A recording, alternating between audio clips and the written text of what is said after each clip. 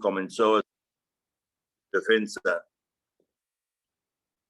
Me tengo por dichoso, oh rey Agripa, de que haya de defenderme hoy delante de ti de todas las cosas de que soy acusado por los judíos, mayormente porque tú conoces todas las costumbres y cuestiones que hay entre los judíos, por lo cual te ruego que me obligues con paciencia.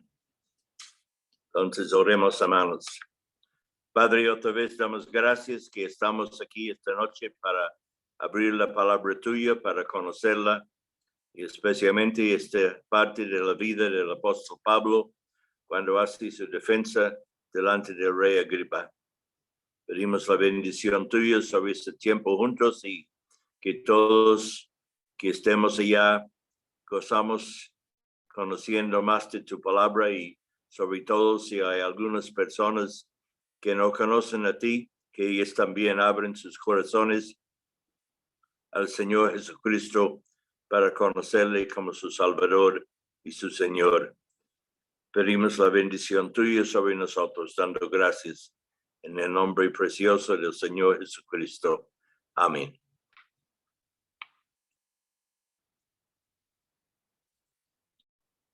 Alguien ha descrito este capítulo como un encuentro entre un rey esclavizado, un rey preso de sus pecados, y un preso, el apóstol Pablo, gozando la libertad que tiene en el Señor Jesucristo. Desde el punto de vista espiritual, el rey Agripa es una figura lastimera, mientras que el apóstol se levanta con las alas de la fe superior a sus circunstancias. Cuando Agripa le hizo señal de que podía hablar, Pablo entonces extiende la mano y comenzó una cautivadora narración de su experiencia cristiana. Primero expresó su gratitud por permitírsele presentar su causa ante uno que, siendo judío, estaba familiarizado con las costumbres y cuestiones que hay entre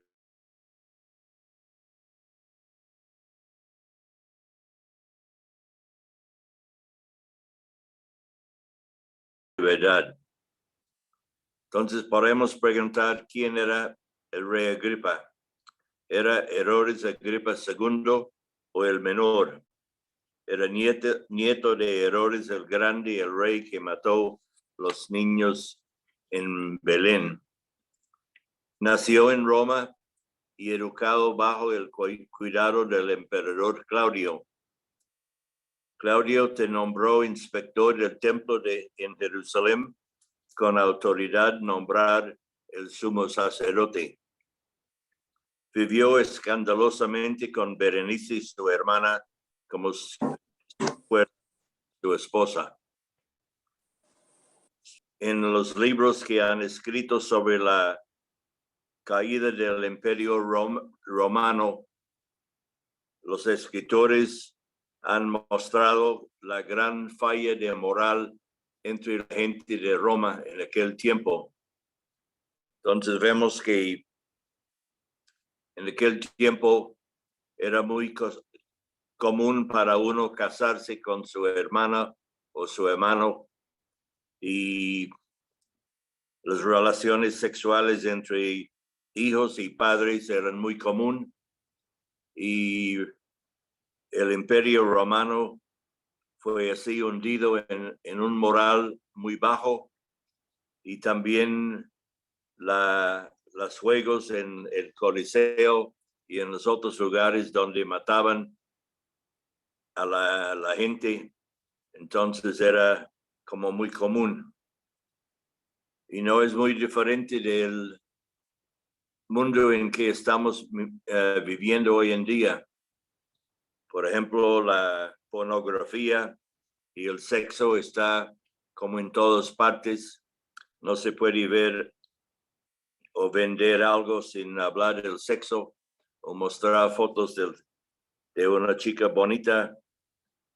Y también Estamos aún aquí en Colombia mirando la autoridad para votar a niños, a matar a los niños inocentes. Entonces, la mayoría de los países ahora en el mundo son hundidos en un moral tan bajo y también en una esclavitud al pecado. Entonces, leyendo versículo 4 a 5, dice: mi vida pues desde mi juventud, la cual desde el principio pasó en mi nación, en Jerusalén, la conocen todos los judíos, los cuales también saben que yo desde el principio, si quieren testificarlo conforme a la más rigurosa secta de nuestra religión, viví fariseo. Entonces vemos que el apóstol Pablo era un fariseo muy estricto y muy conforme a su religión de los judíos. Entonces vemos que en cuanto a la vida primera, el apóstol había sido un judío ejemplar. Los judíos tendrían que admitir, si solo querían testificarlo, que Pablo había seguido el camino de la más rigurosa ortodoxia, siendo un fariseo estricto. Pero sabemos que la religión no nos da la vida eterna y la religión no nos da la libertad que podemos tener en Cristo Jesús. Ahora leemos el versículo 6. Y ora por la esperanza de la promesa que hizo Dios a nuestros padres, soy llamado a Cristo. Ahora estaba siendo juzgado por no otro crimen que el hecho de que se aferraba a la esperanza de la promesa que hizo Dios a los padres de Israel en el Antiguo Testamento. La lógica del argumento que Pablo aquí parece ser como sigue. En el Antiguo Testamento, Dios hizo varios pactos con los conductores de Israel, como Abraham, Isaac, Jacobo, David y Salomón. El principal pacto tenía que ver con la promesa del Mesías. Su venida era para liberar a la nación de Israel y para reinar sobre la tierra. Los patriarcas del Antiguo Testamento murieron sin ver el cumplimiento de esta promesa. ¿Significa esto que Dios no iba a cumplir los términos de los pactos? No, sino que los iba a cumplir con toda certeza. Pero ¿cómo podría hacerlo cuando los padres ya habían muerto? La respuesta es resucitándolos de los muertos. De esta manera y muy directamente el apóstol vincula las promesas hechas a los santos del Antiguo Testamento con la resurrección de los muertos. Y como dice en versículo 7, promesa cuyo cumplimiento esperan que han de alcanzar nuestras 12 tribus, sirviendo constantemente a Dios de día y de noche. Por esta esperanza, oh rey Agripa, soy acusado por los judíos. El apóstol presenta a las 12 tribus de Israel como rindiendo culto constantemente a Dios de forma ferviente y esperando ver cumplida la promesa. Esta referencia a las 12 tribus es importante en la vista de la actualidad enseñanza de que 10 de las tribus de Israel se han perdido y han desaparecido desde la cautividad por los asirios. Y muchos hablan hoy en día que de Israel faltan los 10 tribus que fueron llevados en cautiverio por los asirios. Y aunque fueran esparcidos entre las naciones gentiles, el apóstol Pablo los veía como un pueblo separado, sirviendo a Dios y esperando el prometido libertador. Entonces él dice en versículo 8 que se juzga entre vosotros cosas increíbles que Dios resucita a los muertos. Este era entonces el crimen de Pablo. Él creía que Dios cumpliría su promesa, que Dios resucitaría a los muertos. Pero ¿cómo podría hacerlo cuando los padres ya habían muerto? La respuesta es resucitándolos de los muertos. Entonces él dice en versículo 9 que se juzga entre vosotros cosas increíbles que Dios resucita a los muertos. Este era entonces el crimen de Pablo. Él creía que Dios cumpliría su promesa a los padres, resucitándolos de los muertos. ¿Qué había en eso que lo hiciese tan increíble? Pablo hizo esa pregunta a Agripa y a todos los que estaban con él. Entonces, en los versículos 9 a 11, vemos que Pablo habla de Pablo el perseguidor. Yo ciertamente había creído mi deber hacer muchas cosas contra el nombre de Jesús de Nazaret, lo cual también hice en Jerusalén. Yo encerré en cárceles a muchos de los santos, habiendo recibido poderes de los principales sacerdotes, y cuando los mataron, yo di mi voto. Y muchas veces, castigándolos en todas las sinagogas, las forcé a blasfemar, y enfurecidos sobremanera contra ellos los perseguí hasta en las ciudades extranjeras. Entonces Pablo, volviendo a la historia de su vida, relata la salvaje e implacable campaña que había emprendido contra los seguidores de la fe cristiana. Con todas sus fuerzas se había opuesto al nombre de Jesús de Nazaret. Con poderes de los principales sacerdotes, hizo encarcelar a muchos de los cristianos en Jerusalén. Y cuando eran juzgados ante el Sanedrín, que fue el máximo gobierno de los judíos, emitió su voto contra ellos una y otra vez. Una y otra vez dispuso el castigo para los que encontraba en todas sus sinagogas, e hizo todo lo que pudo por forzarles a negar a su Señor. Cuando dice que los forzaba a blasfemar, no significa que lo lograse, sino que lo intentaba. La campaña de odio de Pablo contra los discípulos de Jesús había sobrepasado los límites de Jerusalén y Judea, y se había extendido a las ciudades extranjeras, como al norte de Israel, en Damasco, en Siria. Entonces, de los versículos 12 a 14 vemos que Pablo relata su conversión. Ocupado en esto, iba yo a Damasco con poderes y en comisión de los principales sacerdotes. Cuando a mediodía, oh rey, yendo por el camino, vi una luz del cielo que sobrepasaba el resplandor del sol, la cual me rodeó a mí y a los que iban conmigo. Y habiendo caído todos nosotros en tierra, oí una voz que me hablaba y decía en lengua hebrea: Saulo, Saulo, ¿por qué me persigues? Dura cosa te es dar cosas contra el aguijón. Fue mientras estaba en una de sus expediciones en el extranjero que tuvo lugar en su vida una gran experiencia transformadora.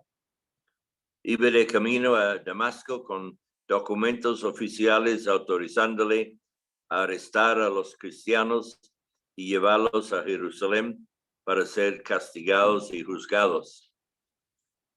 A mediodía fue abrumado por una visión de gloria.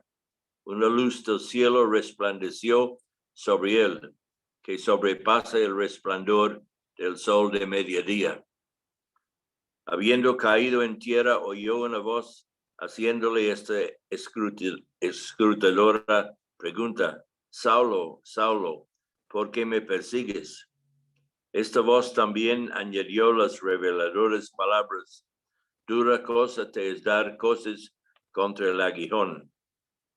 El término aguijón era en realidad una aguijada, un instrumento muy usado, empleado para animar a animales tercos a seguir adelante. Pablo había estado actuando contra los aguijados de su propia conciencia, pero más importante aún, contra la voz de convicción del Espíritu Santo. Nunca había podido olvidar la serenidad y gracia con las que había muerto Esteban. Saulo había estado luchando contra el mismo Dios. Versículo 15 dice, yo entonces dije, ¿quién eres, Señor? Y el Señor dijo, yo soy Jesús, a quien tú persigues. Pablo preguntó, ¿quién eres, Señor? La voz contestó, yo soy Jesús, a quien tú persigues. Jesús, ¿cómo podía ser? ¿No había sido Jesús crucificado y sepultado? ¿Acaso sus discípulos no habían robado el cuerpo y lo habían depositado en algún lugar secreto? ¿Cómo podía estar hablándole Jesús ahora? La verdad pronto amaneció en el alma de Pablo. Jesús había sido verdaderamente sepultado, pero había resucitado de entre los muertos. Había ascendido al cielo, desde donde ahora se dirige a Pablo. Al perseguir a los cristianos, Pablo había estado persiguiendo al maestro de ellos, y al perseguirle había estado persiguiendo al Mesías de Israel, al mismísimo Hijo de Dios. Versículo 17 dice, pero levántate y ponte sobre tus pies, porque para esto he aparecido a ti, para ponerte por ministro y testigo de las cosas que has visto y de aquellas en que me apareceré a ti. A continuación, Pablo da una recapitulación condensada de la comisión que recibió del Señor Jesucristo resucitado.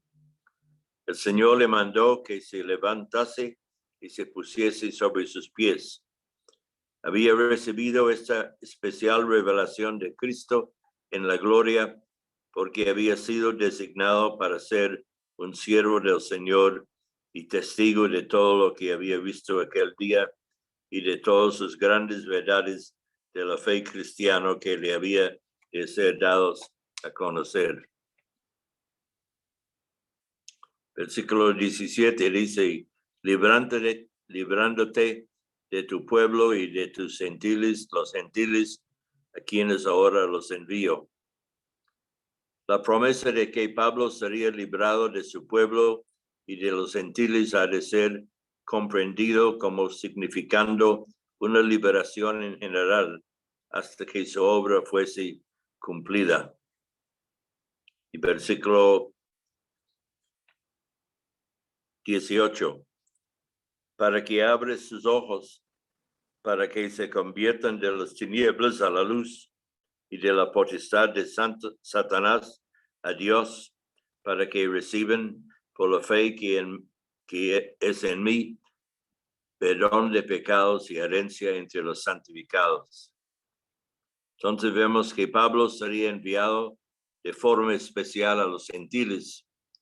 Los gentiles son las personas que no eran de la nación de Israel, no eran judíos, para abrir sus ojos a fin de que se conviertan de las tinieblas a la luz y de la potestad de Satanás a Dios. Por medio de la fe en el Señor Jesús, recibirían perdón de pecados y herencia entre los santificados. En versículo 18 da un excelente sumario de lo que hace el Evangelio. Primero, libera de las tinieblas. Segundo, libera del poder de Satanás. Tercero, remite los pecados. Y cuarto, restaura a una herencia perdida. Entonces, los versículos 19 a 23 habla de Pablo siendo obediente a la visión. Y dice en versículo 19, por lo cual, oh rey Agripa, no fui rebelde a la visión celestial, sino que anuncié primeramente a los que están en Damasco y en Jerusalén y por toda la tierra de Judea y a los gentiles que se arrepintiesen y se convirtiesen a Dios, haciendo obras dignas de arrepentimiento. Por causa de esto, los judíos, prendiéndome en el templo, intentaron matarme, pero habiendo obtenido auxilio de Dios, persevero hasta el día de hoy, dando testimonio a los pequeños y a los grandes, no diciendo nada fuera de las cosas que los profetas y Moisés dijeron que habían de suceder, que el Cristo había de padecer y ser el primero de la resurrección de los muertos, para anunciar luz al pueblo y a los gentiles. Entonces Pablo, habiendo sido comisionado de esta manera, explicó a Agripa que no fue rebelde a la visión celestial. Tanto en Damasco como en Jerusalén y por toda la tierra de Judea y de los gentiles, predicó a todos que se arrepintiesen y se convirtiesen a Dios, haciendo obras que demostrasen la realidad de su arrepentimiento. En esto estaba ocupado cuando los judíos le prendieron en el templo e intentaron matarle. Pero Dios lo había protegido y dado auxilio, y él continuaba testificando a todos aquellos con los que entraba en contacto, predicando el mensaje acerca de lo que los profetas y Moisés decían que habían de suceder.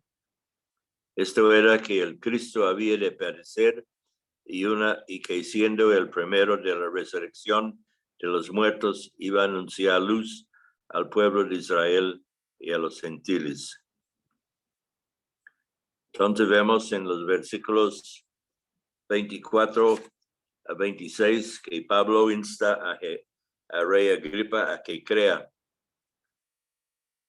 Diciendo él estas cosas en su defensa, Festo a gran voz dijo: «Estás loco, Pablo, las muchas letras te vuelven loco».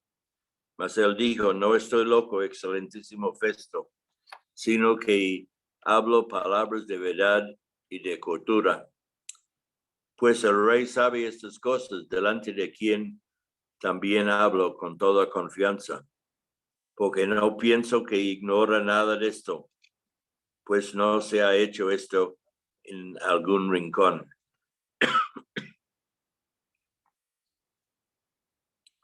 Como era un gentil, Festo probablemente no había podido seguir en absoluto el hilo del argumento de Pablo.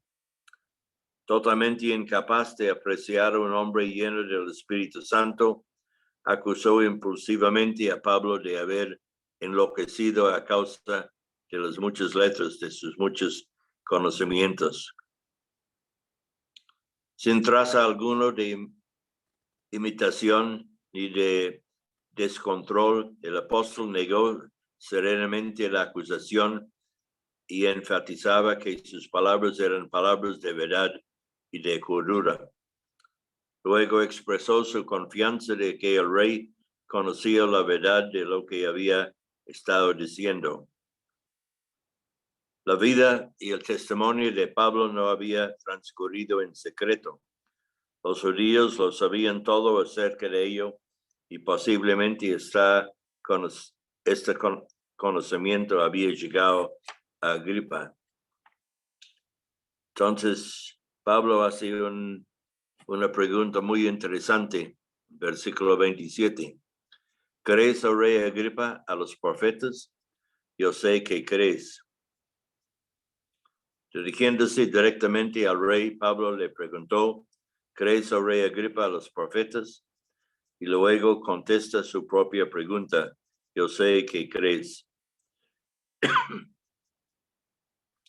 El sentido del argumento es inequívoco. Pablo le estaba diciendo, en efecto: yo creo en lo que los profetas anunciaron en el Antiguo Testamento. Tú también crees su testimonio, ¿no, Agripa? ¿Cómo entonces me pueden acusar los judíos de un crimen merecedor de muerte? ¿O cómo podrías tú condenarme por creer lo que tú mismos crees? Entonces vemos en versículo 28. Entonces Agripa dijo a Pablo: por poco me persuades a ser cristiano. Por poco me persuades a ser cristiano. Que Agripa sintió la fuerza del argumento queda indicado por sus palabras. Por poco me persuades a hacerme cristiano. Sin embargo, hay un considerable desacuerdo acerca de qué quería Agripa con esto. Los que siguen la traducción tradicional piensan que el rey había sido realmente llevado al umbral de la decisión por Cristo. Piensan que la respuesta de Pablo en el versículo 29 da apoyo a esto. Otros creen que Agripa estaba empleando la ironía cuando preguntándole a Pablo, ¿crees tú que con un poco de persuasión me puedes hacer cristiano? En otras palabras, estaba evadiéndose de la presión de las palabras del apóstol con una chanza. Versículo 29, Pablo dijo, quisiera Dios que por poco o por mucho, no solamente tú, sino también todos los que hoy me oyen, fuesen hechos tales cual yo soy, excepto estas cadenas. Tanto si Agripa hablaba con sinceridad o mofándose, Pablo replicó con intensa seriedad. Expresó el ferviente deseo de que con poca o con mucha persuasión, tanto Agripa como todos los presentes pudiesen entrar en los goces y bendiciones de la vida cristiana, que compartiesen todos los privilegios de Pablo, que fuesen hechos tales cual él era, excepto por aquellas cadenas. Iría dispuesto a la muerte por salvar a Agripa, pero no podría sus cadenas sobre Agripa. Esto es el cristianismo. Entonces el versículo 30 a 32, cuando había dicho estas cosas, se levantó el rey y el gobernador y Berenice y los que se habían sentado con ellos. Y cuando se retiraban aparte, hablaban entre sí diciendo, ninguna cosa digna ni de muerte ni de prisión ha hecho este hombre. Y Agripa dijo a Festo, ¿podría este hombre ser puesto en libertad si no hubieran apelado a César? El rey y el gobernador y Berenice, junto con los otros oficiales, salieron de la estancia para conversar aparte. Todos se vieron obligados a admitir que Pablo no estaba haciendo ninguna cosa digna de muerte ni de prisión. Quizá en tono de sentimiento, Agripa dijo a Festo que si Pablo no hubiera apelado a César, habría podido ser puesto en libertad. Naturalmente nos preguntamos por qué no se podía cancelar la apelación a César. Tanto si una apelación de este tipo se podía cancelar o no, sabemos que era el propósito de Dios que el apóstol a los gentiles fuese a Roma para ser juzgado ante el emperador y tener ya el cumplimiento de su deseo de llegar a ser semejante al Señor en su muerte. Entonces, historia interesante es este capítulo de Hechos, capítulo 26. Pero vemos que el propósito de Dios siempre tenía que ser cumplido. Y el propósito de Dios era que el apóstol Pablo pareciera a los reyes y las gentes importantes en todas partes del mundo para que ellos podían llegar también a conocer al Señor. Muchas veces cuando estamos orando, por ejemplo, en el caso de un hermano en un país que está en la prisión por ser creyente, entonces muchas veces oramos para que esta persona sea libertado de la prisión. Pero muchas veces en este caso el Señor tiene el propósito que esta persona quede en la cárcel porque en la cárcel hay mucha gente que deben conocer al Señor y su propósito es que esa persona, ese cristiano quede en la cárcel para que otras personas puedan encontrar al Señor. Por eso siempre debemos orar para que la voluntad del Señor sea hecha, porque no sabemos muchas veces qué es la voluntad de Dios. Entonces, hermanos, que el Señor le bendiga y que el Señor le use a cada uno de ustedes y a mí también para que podamos compartir el Evangelio con otras personas para que ellos lleguen a conocer al Señor Jesucristo como su Salvador y su Señor.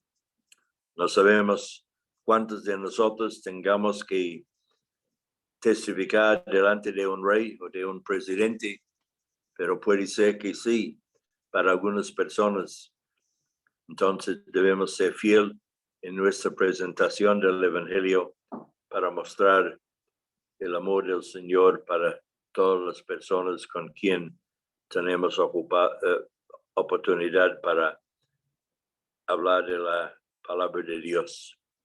Entonces, que el Señor nos bendiga esta noche y oremos. Padre, otra vez damos gracias por este capítulo. Damos gracias por el testimonio del apóstol Pablo y pensamos en esas personas que tenían el privilegio de escuchar ese mensaje, pero no sabemos qué en realidad ocurrió en sus corazones, si ellos aceptaban ese mensaje o no. Pero ayúdanos, Señor, siempre a ser fiel en la presentación de su palabra para que otras personas que no conocen al Señor Jesucristo puedan llegar a tener la salvación en Él y tener la libertad de sus pecados y ser parte de la familia de Dios.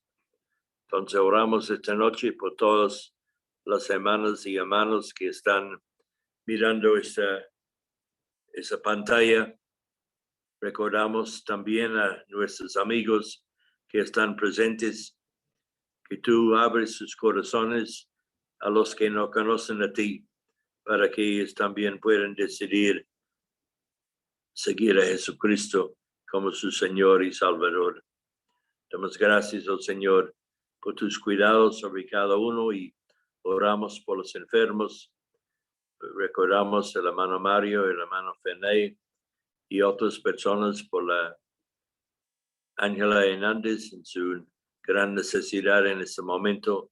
Pedimos al Señor la bendición tuya sobre esas personas, que tú les bendigas en una manera especial y que tú les des todo el consuelo que necesitan.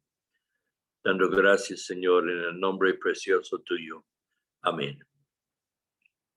Buenas noches, hermanos. Que el Señor le bendiga. Amén. Amén. Amén. Gracias, hermano Andrés. Señor les bendiga. Gracias, hermano Andrés. Hermanos. Gracias. Señor les bendiga, hermanitos. Gracias, hermano Andrés. Que Dios lo bendiga. Gracias, Están invitados mañana a su reunión a las 7 de la noche. Invitado especial, tema especial. Entonces no lo olviden las hermanas. Mañana 7 de la noche. Buenas noches para todos. Que el Señor les bendiga. Buenas noches.